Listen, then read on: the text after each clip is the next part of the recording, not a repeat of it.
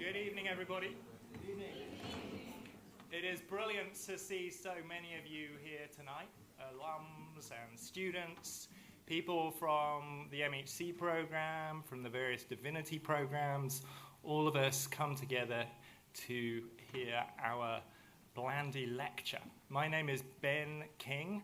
I'm the Academic Dean at Seminary of the Southwest, and it is just a joy to welcome alums back and to see all of you here. Now, we are going to also welcome those who are joining us virtually. It's fantastic not to see you, but for you to see us. Thank you. And I want to particularly introduce our Alumni Steering Committee members. I wonder actually if they could stand so that we could see who we're talking about. The Reverend Dr. James Peavyhouse, our president. Fantastic. Edwin Beckham may be joining us online, because I saw him last night at the virtual event. Fantastic. Paulette Bilby. Constance Coleman Fletcher. And who celebrated? Andy Lobban. Darling Membrano. Kathy Pfister, who I was with at St. Luke's on the Lake on Sunday, so I know is alive and well but very busy. She told me in advance she couldn't come tonight, but she's probably watching online. Nancy Springer Baldwin, who was... and Leisha Brannan, who I want to thank immensely for all the work that she has done. And I've been doing this job long enough to know, am I missing somebody? Phew. Okay, good. We are about to do an inaugural presentation of the Dave Schneider Award, and to that end, I'm going to hand over to the director of the Henderson Wessendorf Center, Dr. Jenna St. David. Jenna.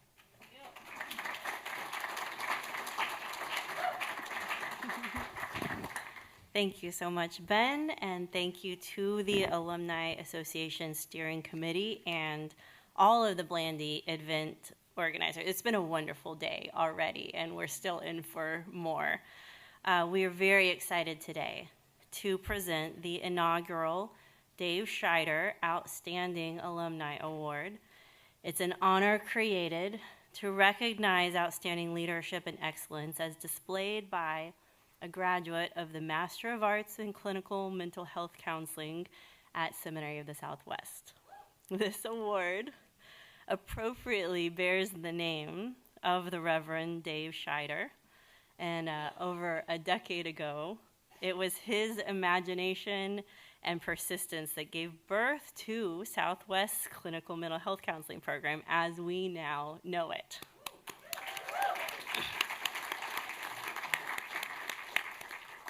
Reverend Schneider brought many gifts to his position of leadership and many stories that have become legend here at Southwest, including his experience as an Episcopal priest, a former military officer, a certified chaplain, a talented licensed marriage and family therapist, and educator.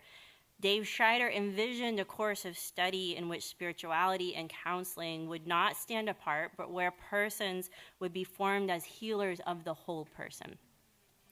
His strategic insight and compassionate presence combined to provide the type of vision and leadership needed to create the unique and thriving, KCREP accredited, now for another 8 years, clinical mental health counseling program that is now celebrating its 10th anniversary. So please join me in congratulating Dave Schneider, who is here tonight on this honor, and expressing immense gratitude for his role in vision casting the foundation upon which we are all now standing. Dave Schneider, please stand.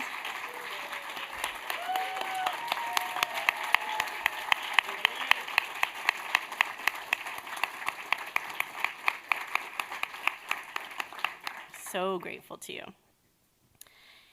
And now, it is my pleasure this evening to present this inaugural award to Mr. Kevin Overton Hadnot, Kevin, would you please join me here on stage, and I will help you feel very warmly welcome. Right over here, right over here.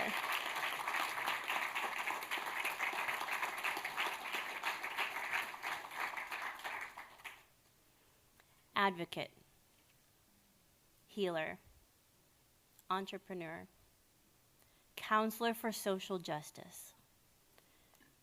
Yours is a journey marked by hope, trust, courage, and strength.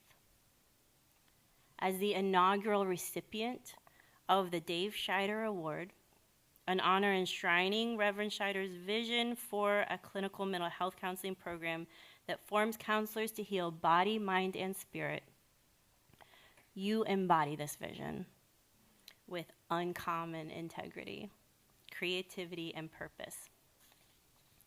A native of Austin, Texas, you earned a Bachelor of Science in Business Administration from Stillman College in Tuscaloosa, Alabama, in 2009.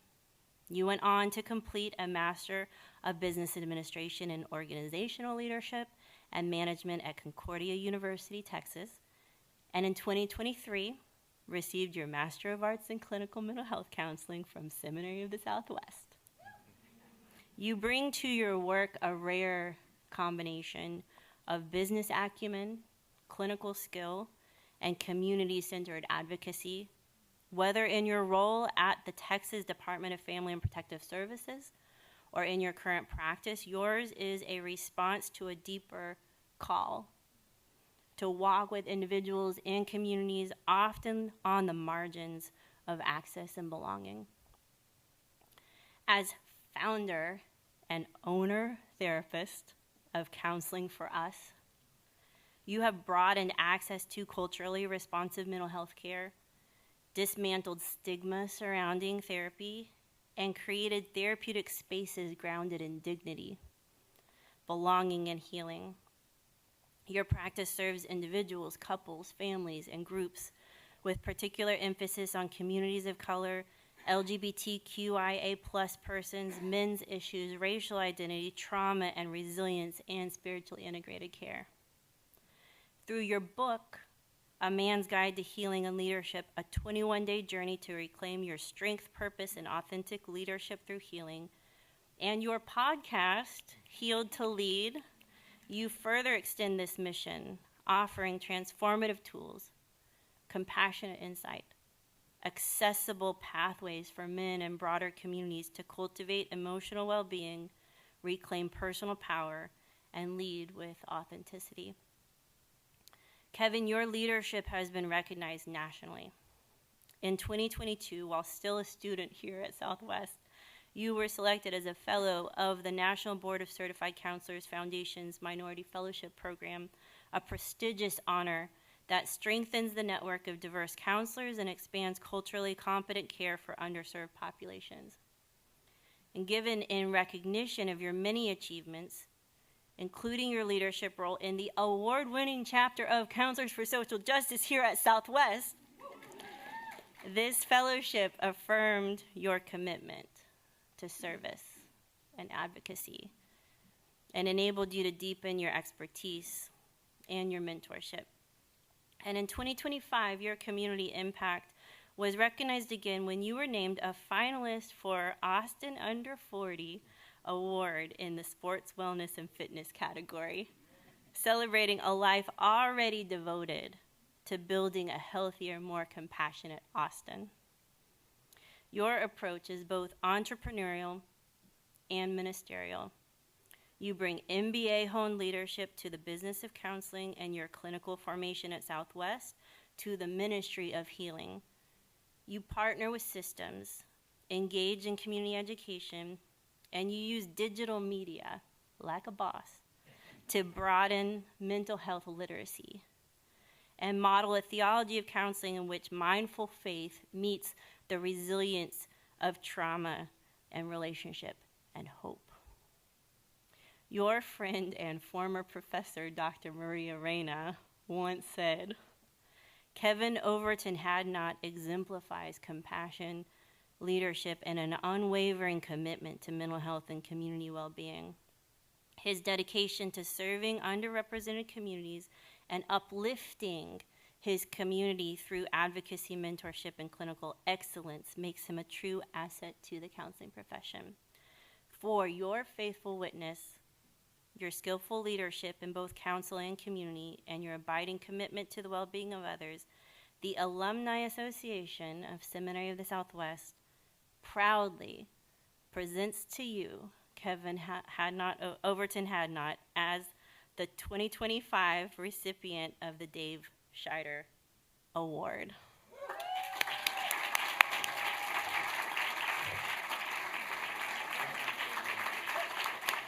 Oh my gosh, so incredibly proud of you. Thank you.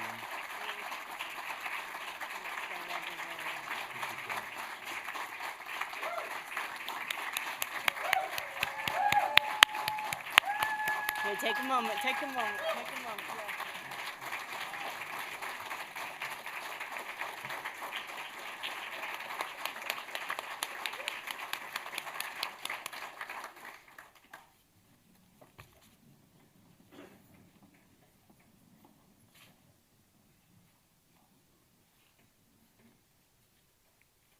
And now it is time for the 2025 Southwest Alumni Association Blandy Lecture.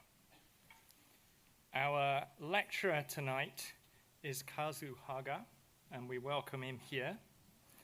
He is a trainer, educator, student, and practitioner with over 25 years of experience in nonviolence and restorative justice.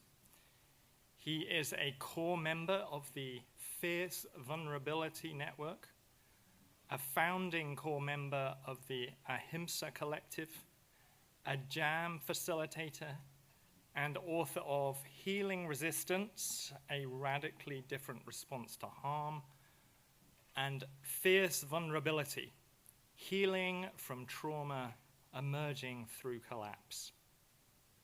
He teaches nonviolence, conflict resolution, restorative justice, organizing and mindfulness in prisons, high schools, universities, youth groups, faith communities, activist movements. Kazu is an avid meditator, enjoys being in nature, and loves food than most people do. He's also a die-hard fan of the Boston Celtics. He is resident of the Canticle Farm community in Oakland, California, where he lives with his family. And you can find out more about him and his work at kazuhaga.com. You can also hear him give a lecture. Kazu, welcome. Over to you. Thank you so much. Thank you all for having me. And yeah, I'm really grateful to be here. I'm really grateful to be able to speak at the seminary here. You see? Yeah. I'm always really excited and honored to be able to speak at seminaries and churches and places like this, because I imagine I'm not alone in saying that I have many, many friends and community members who have been really deeply hurt by the church. And I'm grateful that when I was growing up, I had no relationship with Christianity. I was raised in a Shinto household. My mom belonged to a small Shinto sect and had relationships with a lot of indigenous teachers in North America. But the Christian church played very little role in my life. So it wasn't until later on that I started to learn about the teachings of Christ and spending time with Christian communities.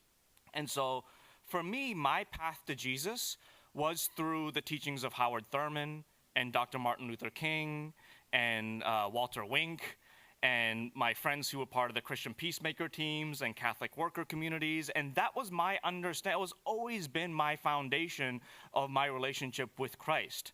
And so I'm always grateful to continue to surround myself in communities where I feel like, people understand that Jesus was a revolutionary, nonviolent love warrior who fought empire and was with community his entire life, right?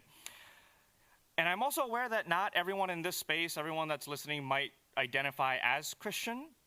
And I'm reminded of a Buddhist meditation retreat I was at years ago, and the teacher was saying, you know, the Buddha didn't teach Buddhism, right? The Buddha taught universal truth that emerges in all of the world's great religions. And I think Christ wasn't like teaching Christianity, right? He was teaching universal truths. So I want to share some of my understanding of these universal truths with you tonight. And I want to begin by sharing kind of my introduction to this journey. I was introduced to my own spiritual journey as well as my commitment to social activism came when I was 17 years old, when I participated in a thing called the Interfaith Pilgrimage of the Middle Passage. I was 17 years old, and there was a Japanese Buddhist order that was organizing a walking pilgrimage, and they were going to walk from Massachusetts down the coast to New Orleans to retrace the Middle Passage and to really talk about the impact of the legacy of the enslavement of African peoples, and to try to begin to heal that legacy by reversing it, by going from the United States back to Africa. And it was a spiritual journey.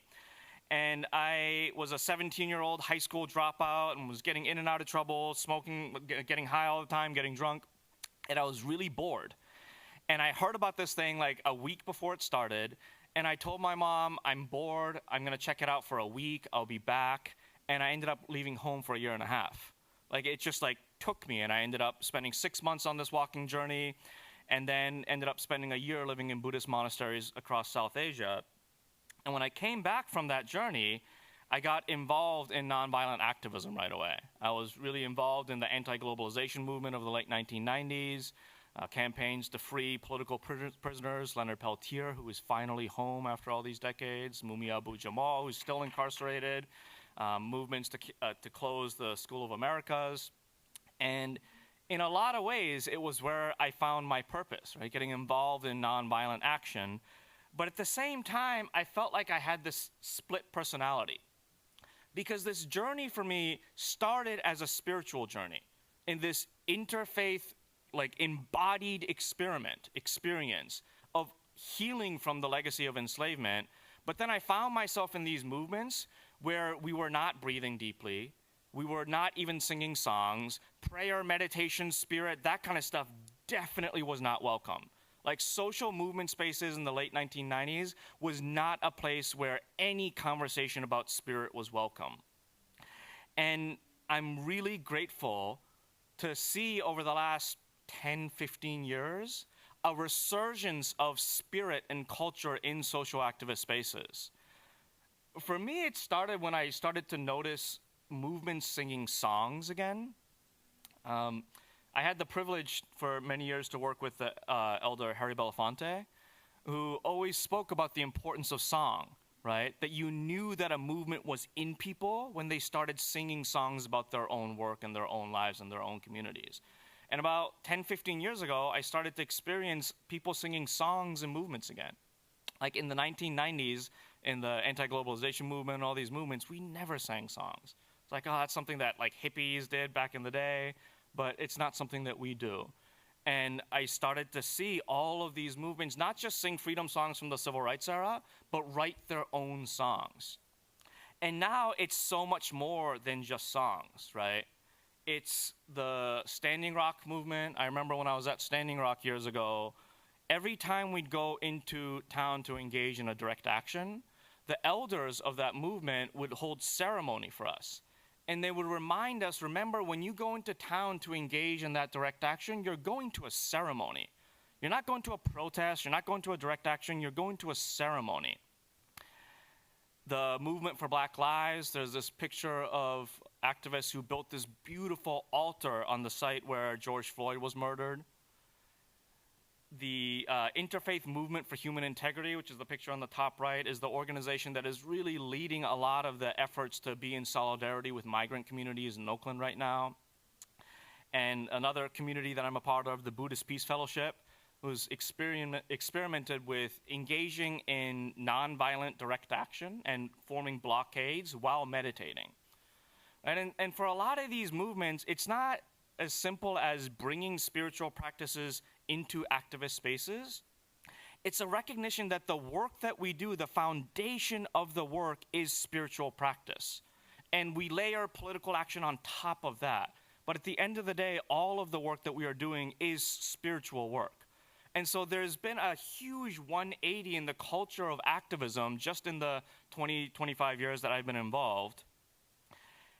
And so before we go too much further, I want to say a few words about what I mean when I use the word spirit. This is a picture of the ancient bristlecone pine forest in California, just south of Yosemite National Park. And my partner took me there for the first time like 3 or 4 years ago. And we were walking around, and they have these signs that say a little bit about the history of the park and everything. And I didn't know this, but the ancient bristlecone pine forest has what is known to be the oldest tree in recorded history. This tree is 4,800 years old, which means this tree was almost 3,000 years old when Jesus was walking the earth. And it was well over 2,000 years old when the Buddha was around. And when I heard that, I was just blown away. Like walking in this forest where there are trees that were thousands of years old when Jesus was around. Like it was amongst the most humbling experiences of my life. That to me was a spiritual experience. That awe and that mystery and the humility to remind me that I am such a small speck of dust in the most beautiful and empowering way. When I was 17 years old or 18 years old and I ended up spending a year overseas in South Asia, I got to visit this monastery. It's in a part of northern India called Ladakh. It's in the capital Leh. And I had to take a 2-day bus ride to get there, which ended up taking 4 days because of a mudslide, and it's the second highest motorable road in the world. And it's through the Himalayas, right? There's a desert plateau on the top of the Himalayas. And I remember on the second day of the bus ride, the bus was going up and up and up and up, and it turned a corner, and it opened up into the biggest valley I had ever seen. And I had no idea places like that existed on this planet. And again, it was another one of these moments where I have never felt so small. And ironically enough, it was one of the most empowering moments of my life, to feel so small and to know that I am part of something so much bigger. This wasn't like I was on my way to monastery, but it wasn't an experience that I had because some religious teacher was teaching me dogma. It was an experience that I had of recognizing that I am part of something so much bigger than myself. And also an experience that I had, this was maybe 5 years ago. This is a picture of old Folsom State Prison. A few years ago, a woman reached out to an organization that I work with. Her name is Cynthia. I'm sharing their story with their permission. Cynthia, 20 years prior to her reaching out to us, lost her son to a homicide. And she reached out to us because she said, I want to have a conversation with the men convicted for the murder of my son. And so we went, me and my co-facilitator, Bonnie, drove up about 3 hours north of Oakland and met with this woman. And immediately her power was just awe-inspiring. And a month later, we went to Old Folsom State Prison, where one of the men convicted of murdering her son is being housed. And we met him. And oftentimes these dialogue takes years of planning, right? We have to meet with both parties one-on-one for years before we choose to bring them together. And sometimes we meet with them one-on-one and then decide that they're not ready to come together. And so we don't bring them together. But this was one of those times where as soon as we met with both parties, we felt like that dialogue could happen the next day. But it happened about 6 months later, and I will never forget the day that we walked into that prison with Cynthia, and we walked into the room where the meeting was going to happen, and we sat her down and made sure she was okay. And then I got up and walked around the corner to the holding tank where they were holding Richard. Richard is one of the men convicted of the murder, and Richard was already shaking, and he was already in tears. And so I sat down next to him, and I remember putting my hand on his shoulder and asking the most idiotic question. I was like, are you okay? Are you ready for this? Of course, how do you ever get ready to, for the first time, come face to face with the mother of the person's life you took. And he laughed it off and he said, yeah, I'm ready as I'll ever be. And so he stood up and he walked around the corner, and the moment he walked around the corner and saw Cynthia in the room at the end of the hall, he just completely broke down and just collapsed into tears. And Cynthia from across the hall saw that, and she stood up and she just embraced him in a hug that felt like it lasted for 5 hours. And then they sat down and they talked for 6 hours straight. And the only thing that my co-facilitator Bonnie and I said during the entire 6-hour conversation was, about 4 hours into it, Bonnie says, do y'all need a break or some water, bathroom? Like, are you good? But they kept talking. There was a moment when Cynthia was holding Richard's hands, and she said, I had a dream the other night that I needed to hold your hands because these are the hands that took my son's life away, and I need to have a different relationship with them. There was another moment when she said, because they all grew up in the same small town in Northern California, they're all indigenous, they grew up in an indigenous rancheria, and she said, you know, I remember when you and Mitch, her son, were kids, you used to play baseball together. And I remember every time I'd drive Mitch to baseball practice, I'd see you walking to practice. And I always felt bad for you because I knew you came from a broken home and there was nobody there to take you to practice. And I always felt for you. I always saw you. And in that moment, Richard kind of broke down again and said that at that time in his life, he felt so alone. He felt like nobody saw him. And now, 30 years later, to hear from the mother of the person whose life he took, that she saw him, that she cared, helped it to lift a burden that he had been carrying for 30 years. That, like, you can't tell me that was not a spiritual experience. It wasn't a religious service, but that was deeply, deeply spiritual. And also, I was sharing earlier, for those of you that were here, the Big Bang. I oftentimes joke about how I consider Neil deGrasse Tyson, the astrophysicist, to be one of my spiritual teachers. I think he would probably hate hearing that, because he's a scientist, you know. But when I hear him talk about the cosmos, and when I hear him explain how big of a universe we live in, it leaves me with the same sense of awe and inspiration and mystery that I am left with at the end of a spiritual ceremony. It's that same, like, the earth, the mystery is so big and I am just a small part of it, and something about that is deeply comforting. And so when I talk about a spiritual experience, I'm not necessarily talking about some like religious dogma. Obviously, I've been to spiritual ceremonies that are incredibly powerful, but there are so many access points to spirit, whether it's nature or our own trauma healing journeys, to feel like we are part of something so much bigger than ourselves as individuals. That's what I mean when I talk about spirit. And I also want to talk a little bit about what point in human history we are. I mentioned that my mom has always had deep relationships with indigenous teachers across the Americas, and I'm really grateful specifically to have met these two elders when I was little. The first time I came to the Americas, I was still living in Japan, my sister and I was in the audience. We came to Hopi Land in the southwest in Arizona, in Kernte, Arizona.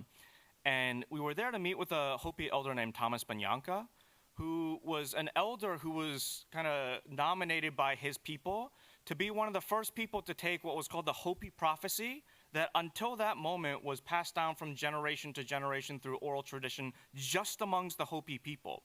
And in the 1960s, they realized that the Hopi prophecy was talking about this time that we are living in now, and so they needed spiritual elders to take the Hopi prophecy out to the world for the first time. And Thomas always talked about how the Hopi prophecy taught him that as a species, as a human race, that we would at some point come to a point in our history where we'd have the opportunity to choose a path, that we could choose the spiritual path, and if we were able to choose the spiritual path, we could rebuild the world and have lasting peace. But if we continued down the material path, then we would the world would spiral out of control. And years later, we had a stepfather who was also indigenous, and he was adopted by the Abenaki, or he was Abenaki, he was adopted by an Algonquin clan up in northern Quebec. And so every summer, we'd go and spend time on their reservation, and we would stay in the basement home of Chief William Commanda, who was one of the band chiefs. And he's the holder of something called the Seven Fires Prophecies Wampum Belt. And the Wampum Belt told the story of the Seven Fire Prophecy, which essentially is the same exact prophecy as the Hopi prophecy. And William was also clear that the Seven Fire Prophecy was talking about this time that we are living in. That as a human race, we'd have an opportunity to make a choice. That if we continue down the material path, it will lead to destruction. But if we are able to remember who we are and choose the spiritual path, then we can build a world of lasting peace. And I grew up with these two prophecies like constantly around when I was a kid. And later on, I got to spend time with another recent ancestor named Joanna Macy. I live in a community that was largely influenced by her work, and Joanna Macy talks about this time as the time of the Great Turning, where as a species, we are transitioning from what she calls the industrial growth society to the possibility of a life-sustaining society. That everything we know is in transition in this moment. All of these indigenous prophecies and leaders like Joanna Macy is telling us that we are living in this transition moment where everything we think we know about what it means to be human on this planet is shifting. It is a big moment. And this level, this scale of transformation is way too big for us to be able to comprehend with our intellect alone. Right? As an activist, I've always been trained my entire life that we are the agents of change. Like, we need to be the driving force for change. But in this moment, the changes that are happening on our planet, the changes that are happening to life itself, are too big for us to be the ones in control. Right? The earth is changing. Life is changing. We are not the agents of change. All we can be is to be in right relationship to the changes that are happening that are way too big for us to be in our control. And so, you know, as an activist, again, I've always been trained, like, the questions that we're asking. What do we need to do to pass this piece of legislation? And when I was young and I started getting involved in social justice work, maybe these were the right questions to be asking. But I think this is a moment that is too big for us to be asking questions like this that are actually knowable. In this moment, I am much more interested in questions like, what does it mean to affirm life when we are potentially on the verge of a mass extinction event? How do we deepen in relationship and build community and deepen in this understanding that we are interdependent when there is so much fracture across society and everything seems to be falling apart? How do we stay grounded in this knowing that we belong to each other in the midst of political polarization, climate crisis, pandemics? How do we heal together as a collective? These are not questions of the intellect. Like, these are questions of spirit. They're not questions that we're meant to think about with our intellectual minds and figure out an answer to, because there are no answers to these questions. The point of these questions isn't to figure it out. The point of these questions is for us to sit with these questions and let it move us. Like, sometimes we ask ourselves questions that are too big and too unknowable that it, like, immobilizes us, it freezes us. Right? But I think one of the gifts of spiritual practice is that it lets us accept the bigness of the mystery and still gives us a path to walk through it. Right? Like a Zen koan, the point isn't to figure out the answer to a Zen koan, like what is the sound of one hand clapping. There is no answer to that, but there's some wisdom and gift in us just being with the question and being moved by these questions. And so we need like a spiritual foundation to be able to be with these big questions of our times and not get immobilized by it. I have a friend named Chris Moore-Backman who, for many, many years, he was threatening to write an article, which he never did, which I'm really upset about. But he was going to title the article, Climate Honesty as Spiritual Practice. And he was saying that for us to truly be honest with ourselves about the climate crisis requires a spiritual maturity that, as a society, we don't always have. Like, we have the intellectual capacity to understand the scientific data, but what does it mean for us to truly, truly understand and accept that we are in this moment in human history where if we don't radically transform every economic system, every social system that we know, we might not have more generations in the future, right? I have a friend named Kriti who is a part-time climate scientist and part-time Zen priest, which is a really fun combination. And we used to have these conversations, and she used to say, you know, as climate scientists, they understand the data of the climate crisis better than anybody. And yet there's not a lot of climate scientists who are also climate activists. They just kind of like sit in their labs and do the data and crunch the numbers. And Kriti, who is a full-time climate activist, she said every once in a while she'll ask this question of her climate scientist colleague. She says, you understand the data intellectually, but how do you feel about this? And she says a lot of these scientists just like freeze in the midst of that question. They say, don't even ask me that, I can't go there with you.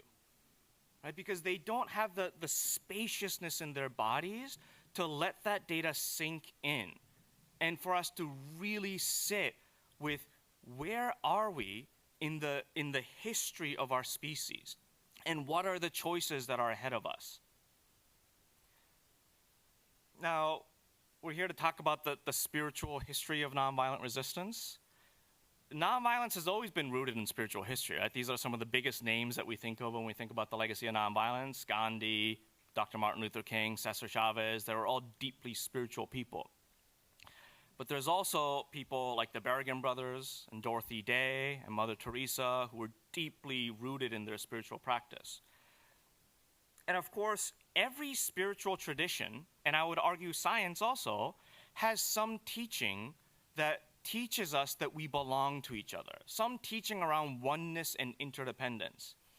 And over time, I've come to understand that nonviolence, the essence of nonviolence, is this unwavering knowing that we belong to each other, that there is nothing outside of interdependence, that the universe is built on the idea of interdependence. It is one of the fundamental laws of the universe. I oftentimes used to joke that the universe doesn't weave separate webs of interdependence based on our political affiliation. In a lot of activist spaces, it's easy to say things like, we are working for justice for all people. But how many of us are actually working for justice for all people? Or is it that we're working for justice for all of our people, and our justice comes at the expense of those people? And to me, that worldview is at the heart of what is destroying our planet, because that worldview relies on the delusion of separation, right?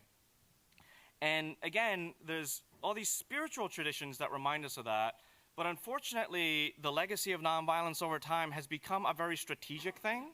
Like I was sharing before, a lot of people understand nonviolence simply as the absence of physical violence when we're at a political demonstration. It's a strategic thing, as opposed to remembering that the essence of nonviolence is to remember that we belong to each other, which to me is so much more than intellectual.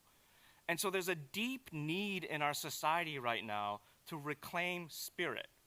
Not to reclaim religion, but to reclaim spirit, to remember that we are part of something so much bigger than ourselves as individuals, and so much bigger than this particular moment in history. I was looking at the mission statement of the Seminary of the Southwest, and I want to talk about one specific section of the mission, which is about reconciling ministry. Years ago, I was talking to a friend of mine who is an incarcerated nonviolence trainer serving a life sentence, and he once told me that resolving a conflict is about fixing issues, and reconciling a conflict is about repairing relationships. and that ultimately the work of nonviolence is about doing both, right? Oftentimes in our social movements or even in like interpersonal conflicts, we only ask questions about how do we fix the issue. Like, what is the legislation we need to pass? What is the policy we need to change? Who's the politician we want to kick out of office? Who's going to do the dishes next time?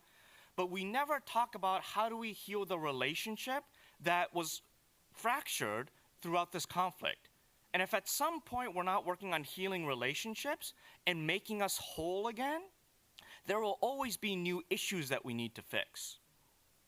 And spirit is, for me, what gives me the spaciousness to remind me that some part of me is already whole, that some part of me already belongs to the person that I'm in conflict with, so that I can not only think about what do we need to do to fix the issue, but how can we tend to the relationship to remind both of us that we belong to each other. And from that place of spaciousness, I can move towards relational healing. I can move towards the places in my life, in our society where fracture is, and to try to bring healing to those places of fracture. And so there is such a deep need to help social movements ground in that. Because too often social movements are only thinking about the intellectual questions of how do we fix issues. And we forget that ultimately our work is about reconciliation. It is a ministry of reconciliation. We're at a ministry of reminding ourselves that we belong to each other and to trying to make us whole again as individuals and as a collective body. And so, I always love being able to talk to groups of spiritual counselors and healers because there's such a need for that work in activist circles to help people slow down and to help us sit in the spaciousness of spirit and to remind us to breathe slowly, to remind us to take deep exhales, to remind us that we don't need to figure everything out, that it's okay to not know, and to have that not knowing be what inspires us to action, to remind us that we live in an interdependent world and that we belong to each other, to remind us that we are part of something so much bigger than ourselves. And I want to leave some time for discussion, so I want to close with this. So much of spiritual journey is about seeking truth, right? Trying to understand the biggest truth. And so this is why I also believe that some part of science is a spiritual practice, because science is also a way to try to understand truth, like the biggest truths, right? And nonviolence is also about seeking truth, right? Gandhi called his autobiography My Experiments with Truth, right? To him, trying to understand what nonviolence means was about trying to explore the deepest truths of the universe. And there's a teacher of mine who's Michael Nagler, a famous nonviolence teacher. He has this quote that he says, "In a world of falsehoods, truth is inherently confrontational." Right? And nonviolence is oftentimes very confrontational because we are trying to confront falsehoods and delusions with the deepest truth. And so I want to end with a story about my family. My sister knows this. We have an aunt. She was my favorite aunt growing up. She was like our fun hippie aunt. And I have so many fun memories with her when we were little. And our family has a complicated history, and there was a 20-year period or something where there was some deep fracture and we didn't talk to any of them. And even through all of those years where we weren't in communication, this one aunt sent us birthday presents and Christmas presents every single year without fail. And when I was young, I was really confused because, my parents never told us that they were bad people, but we could feel it in their energy. And so I received in my body this message that, this aunt that used to be my favorite aunt, she's now our enemy, and I'm not supposed to love her anymore.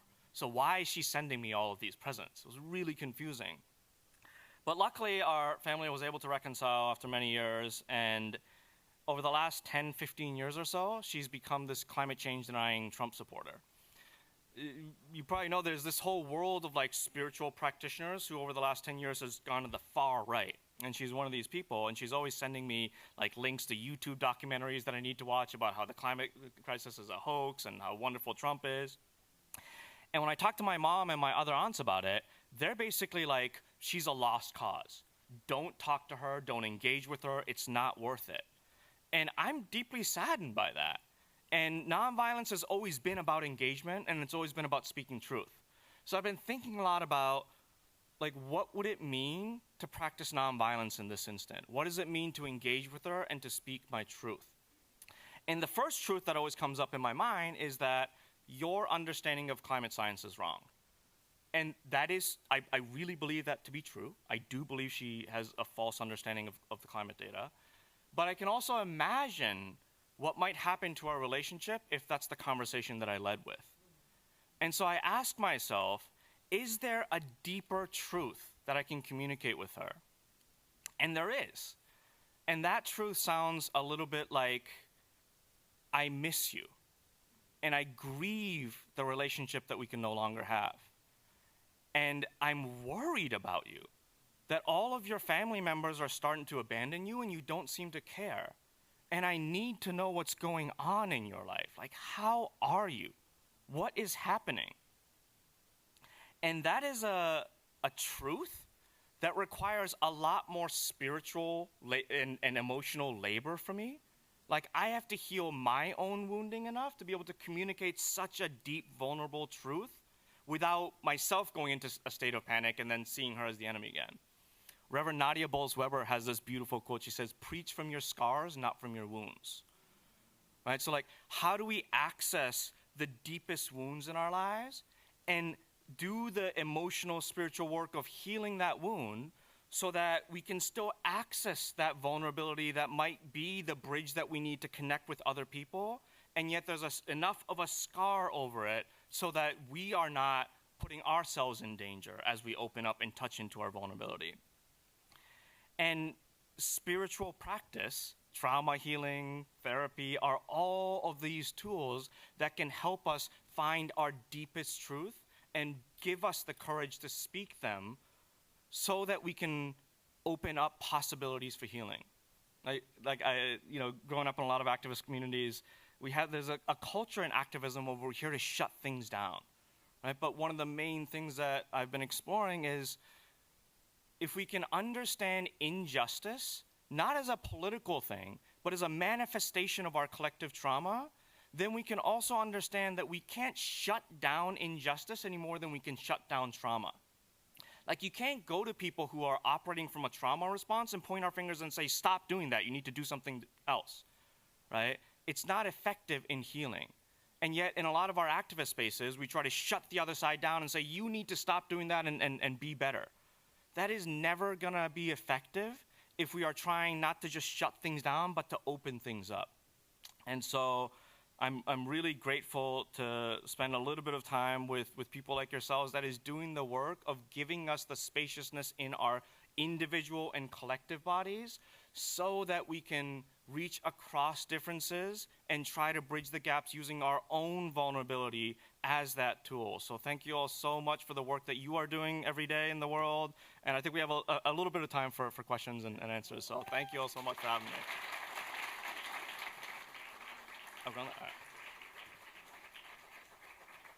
Thank you. We can sit here, and these folks here are going to have great questions. I want to ask you a couple as they're warming up.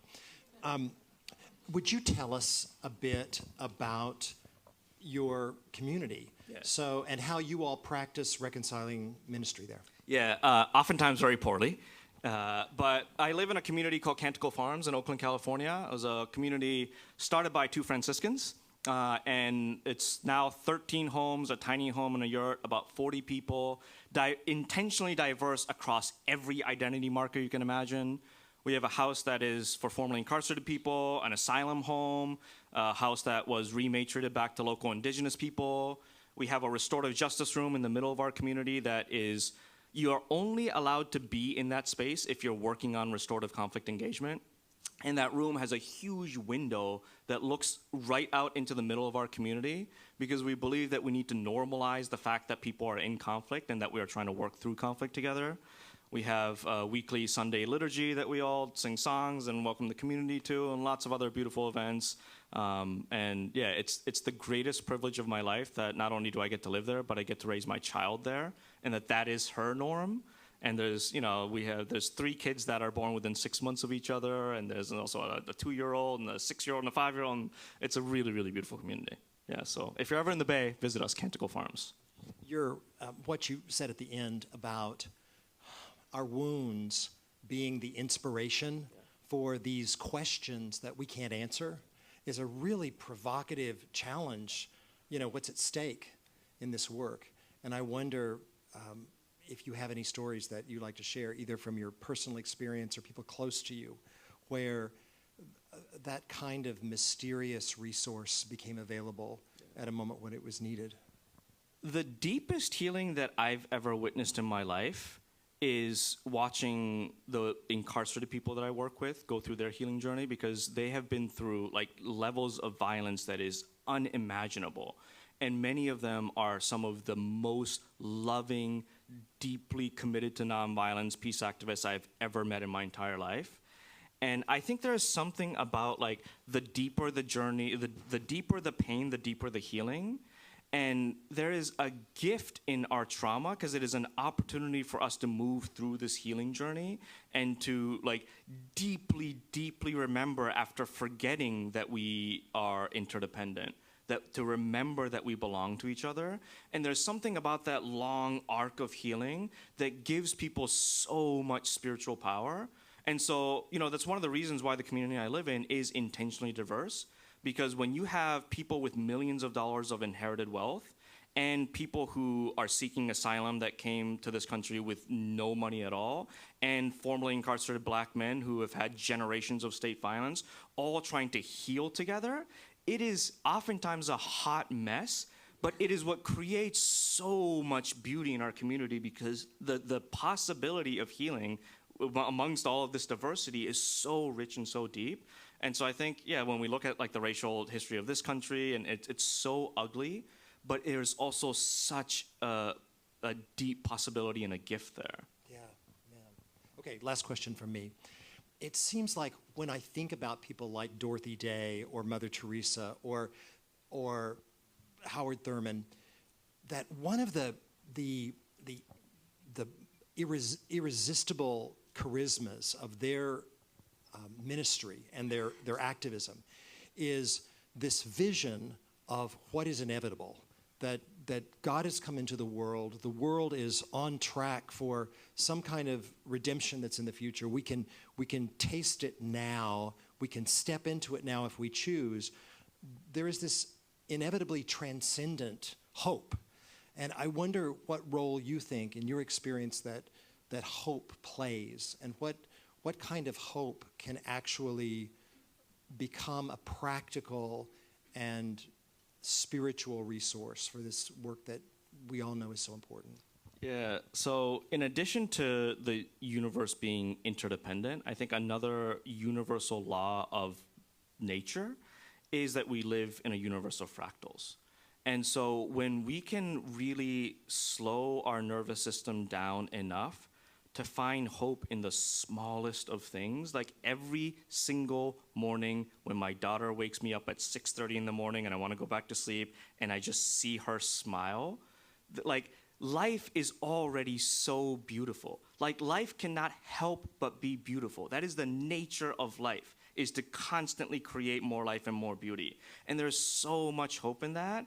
And as I slow myself down just enough to really be able to enjoy and take in that small moment of hope, if I also believe that the universe is fractal, if there's hope at that small level, there can be hope at the largest level. And at the largest level, there are moments of terror and violence and fracture throughout human history. But if you look at the entire history of the human species, if you look at the history of life on this planet, again, the universe is structured in a way that it can't help but continue to create life. Right? We don't have to do anything. Life just creates itself. And so I think hope isn't something that we need to generate. It's something that we need to listen for, because it's already there. That's clearly true. Let's see what people, by the way, you just gave me my new favorite bumper sticker of the year. Life cannot help but be beautiful. Yeah. That's wonderful. That's on my car tomorrow. Who's got a question that you want to ask Kazu? Or Haga? a reflection or an answer. Yeah, one of my favorite teachers pushback. Always ends her talks by saying, all right, who's got some answers? So. Anybody, anything you want to? Yes, please, Christina.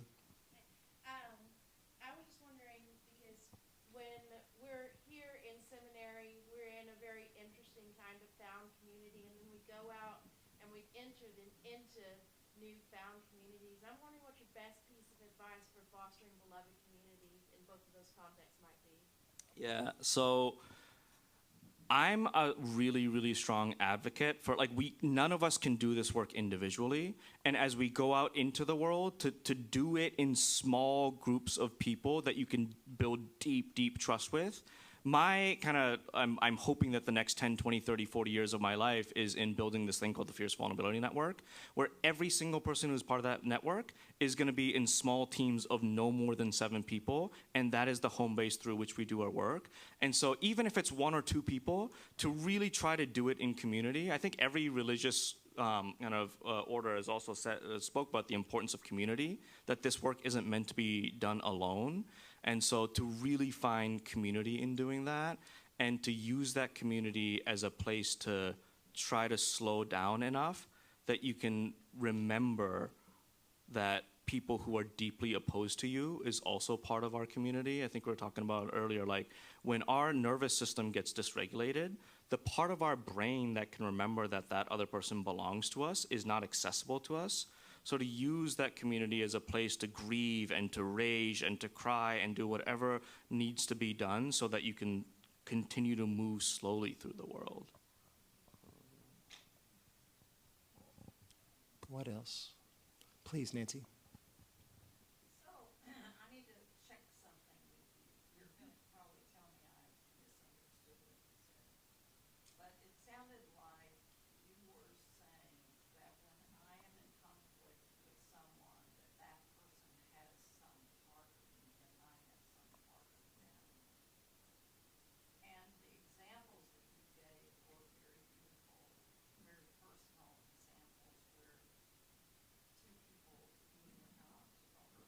or people in your communities where you're working, where healing is taking place, are facing each other. What about being in conflict with someone who I will never meet, but who drives me insane? And I hear everything I hear about this person, I object to. Are you saying the same principle holds, and that somehow I may be more connected to that person who I will never meet than I am to someone in my physical, in my Yeah, I mean, I don't think you're more connected to one person than any other, but I will say that a principle is a principle because there are no exceptions to it, right? Like, there is no exception to gravity, because gravity is a universal law. Every single organism in the universe is impacted by the laws of gravity, and if I'm to believe that interdependence is a universal law, nobody is exempt from that. So I'll share as an example our current president. I will most likely never meet him. I am opposed to everything he does and he says.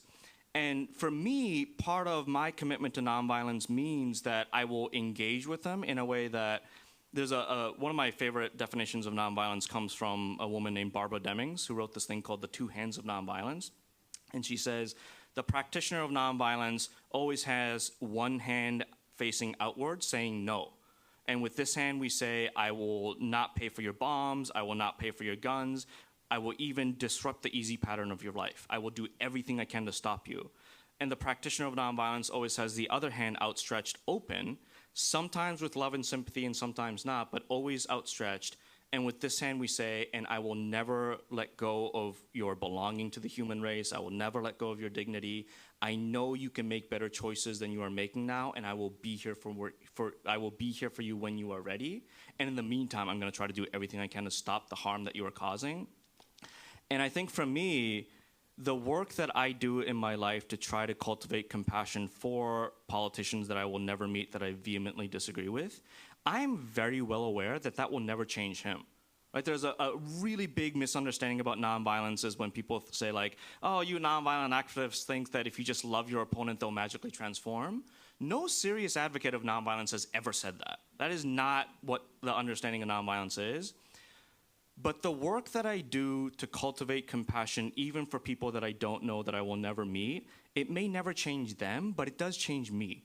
Right? Like, it orients me to the world in a way that I remember that we all belong to each other, and if even that person is part of this interwoven web of humanity, then I know that I will always be part of this interwoven web of humanity. So it heals me.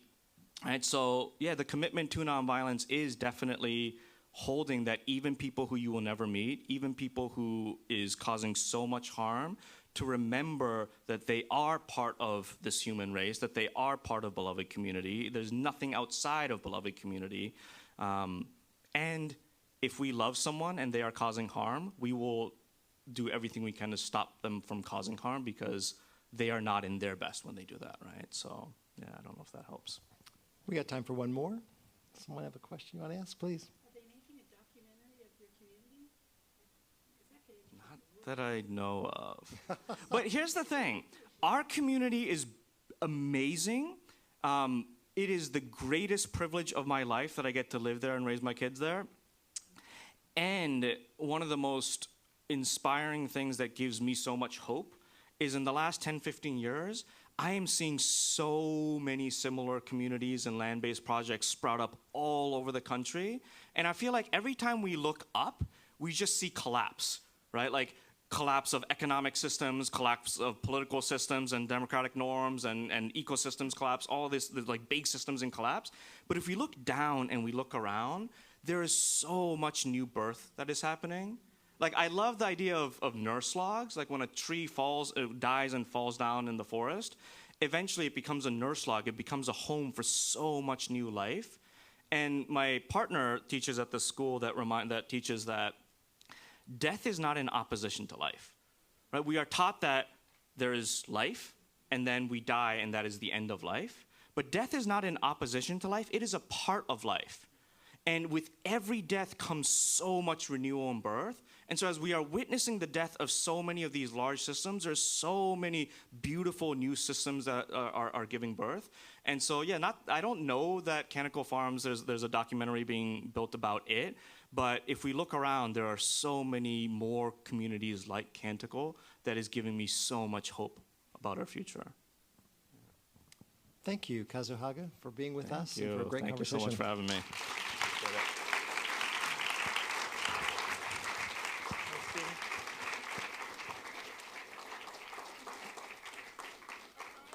Kazu, not only we're trying to be a community of reconciliation, but also of hospitality.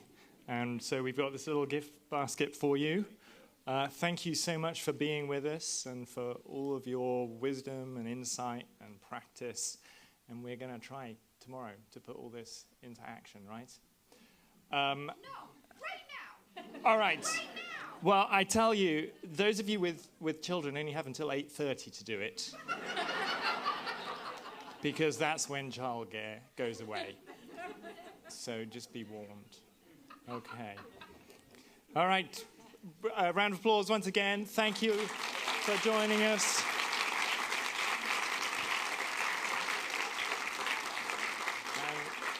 And the peace of the Lord be always with you.